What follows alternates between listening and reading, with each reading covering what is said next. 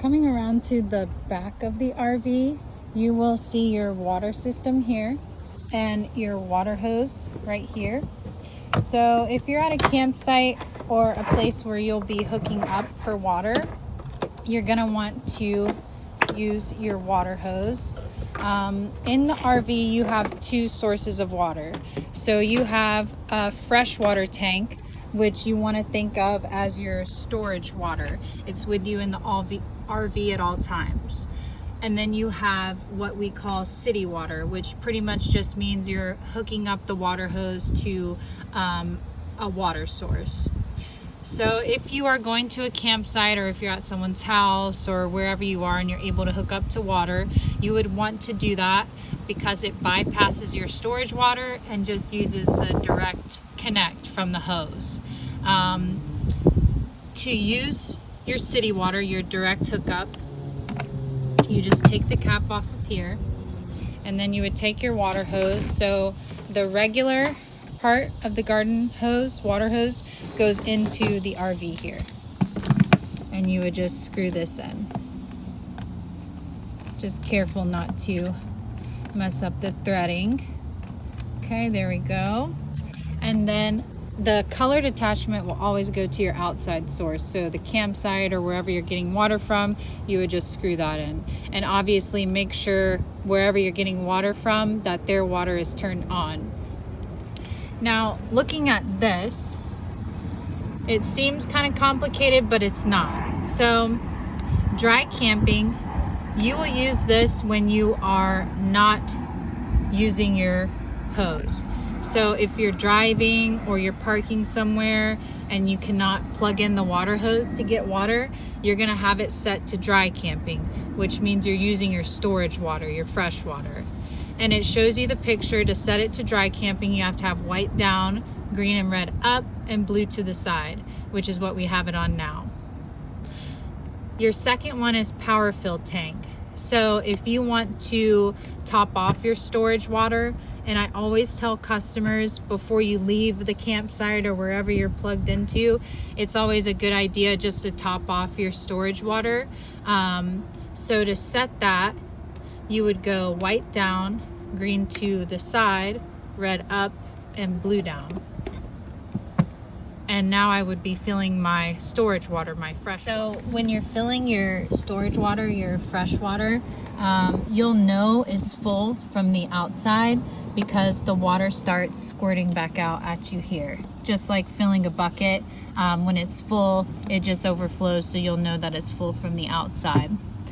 There's also a leveler inside, a button that you can press to check in your levels on your storage water, your fresh water. And I'm gonna show you guys that when we go inside.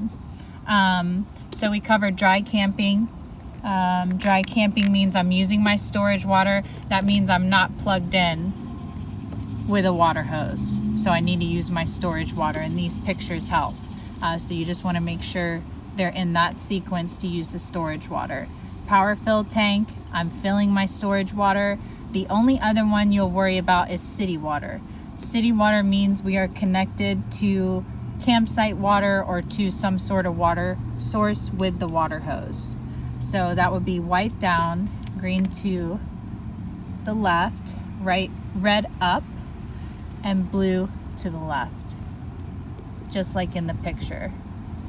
And I would be using direct connect water from the campsite or water source, and it would be bypassing my storage water. And then before you leave, you would just switch it over to power fill, top off your storage water, and then once that's done, you would set it to dry camping because you're heading back on the road, and you would unscrew it from here, and you'll be good to go. So just some information while I'm at the water system. If you are set to dry camping, which means you're using your storage water, you need to have your water pump on inside. And it even tells you right here, it kind of reminds you, water from tank via pump. So you have to have your water pump on inside. If you are hooked up to city water, which means you're hooked up with a water hose, your water pump should be off. So the water pump does not need to be on when you're hooked up with a hose, because that gives you enough pressure to where you don't need the water pump on. If you're filling your tank, you won't need the water pump on. The only time you'll ever turn your water pump on inside is when you are using your storage water, so your fresh water. How to turn your water pump on: you come right here to this panel and you'll see it right here. You just push it up, the red light's on. That means my water pump is on. And I'm not plugged in with a water hose, so I need my water pump on. And I'm just gonna show you guys really quick. So I have my water on. Now, if I'm trying to use my storage water and the water pump is off, so I just turned it off, my water won't work. So again, the water pump only for when you're using storage water, when you're not hooked up with a hose on the outside. And you'll know it's off because the red light isn't on. So water pump on when I'm using my storage water, and off anytime I'm hooked up with a hose on the outside. So right below your sink here, you will see this button. This is actually how you check the freshwater level in the RV, so your storage water. And I don't know if it's showing on video, but let's try and get it a little bit closer. So the water level is showing to about right here, and you just got to kind of look. So full would be right here. It doesn't go all the way up to this bend, but that means it's full. So we're not low. If it's down here, if the water level's down here, we're getting kind of low, and then this, we're almost empty. So I thought that's a pretty cool and simple feature. You can literally just see your fresh water, your storage water right through here, and you can turn it off and check it like that.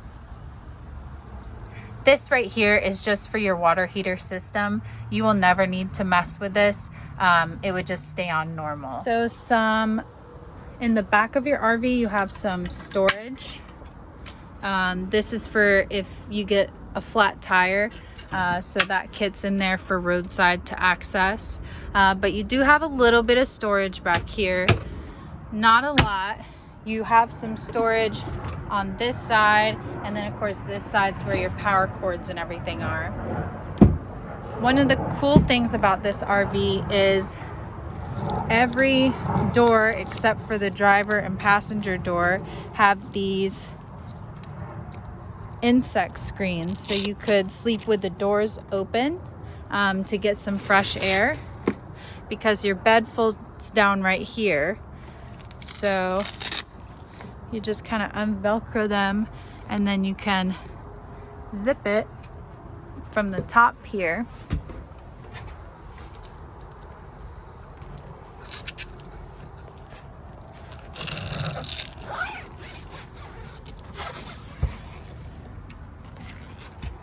And then now you have your insect screen while you're sleeping. Also, everything in the van for the privacy curtains and the insect screens, they're Velcro. So if you don't want them or they're in the way of something, you can literally just Velcro them off. So in the back of the van, your doors, as you can see, I have them fully open. They don't touch the RV, but they can fully open. And then you can also leave them at that halfway point here. So if you're unloading or you're sleeping with the doors open, you can fully extend them, or you can just leave them halfway. So you'll see the Velcro strips back here.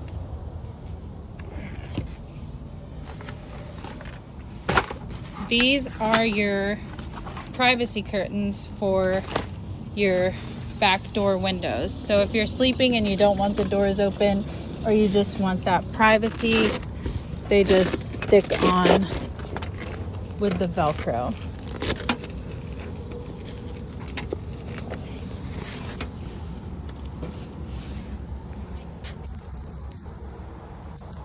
So you would just stick it onto the Velcro.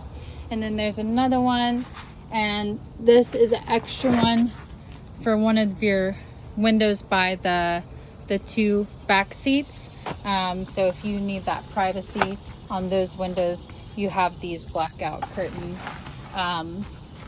The cool thing about these is they can zip, so you can leave it Velcroed and still open and close it whenever you want.